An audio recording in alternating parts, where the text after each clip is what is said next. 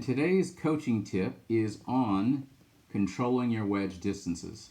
So you might say, or your shots around the green, how do you control distances around the greens? And we're not talking about those full shots that we all kind of know how far we hit a wedge or a 9-iron or whatever.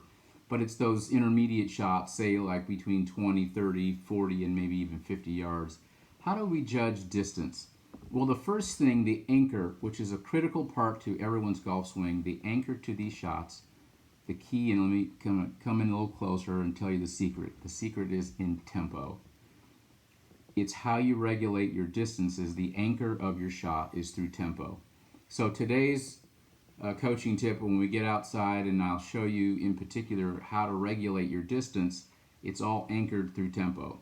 So first of all, when we get out on a shot around the golf hole or around the hole, what do? Well, first of all, you have to visualize the shot. You have to see yourself hitting the shot to the target.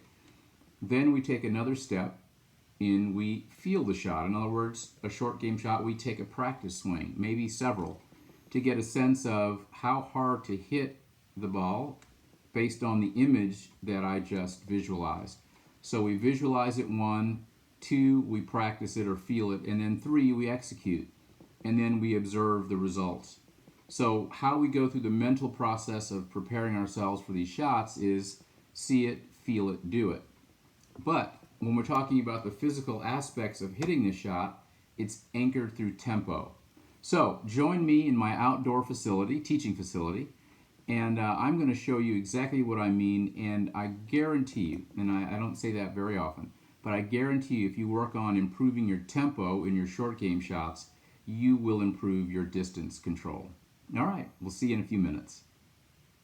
Today's coaching tip is on controlling your distance wedges, or the distances we hit with our wedges in and around the green, 20 yards, 30 yards, 40 yards, and even up to 50 yards. I say wedges, but it doesn't have to be a wedge. It could be a 9-iron, 8-iron, whatever. But it's about controlling those intermediate distances that we have difficulty with. The first thing here is understanding that on any golf shot that we're trying to hit, we have to go through a mental process first. We have to visualize the shot that we're going to hit, how high we're going to hit it, how far it's going to go. Then the second part here, after visualizing it, is taking a practice swing of the image that we just created in our mind. So we see it first in our mind, we practice it second, and then the last part in when we're out there doing it is we actually execute and do it. And then you observe the results. Did it go too short? Did it go too far? And then what we try to do is we repeat that process until till our visualization and actualization is the same. So, but here's the physical key today to help us to regulate those distances, and that is through tempo. So, what does that mean? In simple terms, I'll keep it really simple for our purposes today. On any short game shot, not a full swing, it should feel like your backswing is a 1 count, 1, and then your downswing follow through is 2. So it's 1, 2, tick, tock, whatever it is, it should be a 2 count. So if I have a 20-yard shot, for example, if I have a 20-yard shot, I would still follow the same rule in tempo. It would look like this: 20 yards, 1, 2. Now, if I have a 30-yard shot, it might be 1, 2. Maybe a little bit longer. If I have a little bit longer shot, 1, 2. And then if I have, say, a 40, 50-yard shot, it might be even longer, 1, 2. And then if I have a 60, for me, I have my 54-degree wedge, which is about a maximum 105 yards. So let's just say if I even had a 3/4 54 degree, it might be around the 70-yard range, give or take. So that would be a 1, 2. So notice I have created various golf swings, but they all were anchored with the same tempo.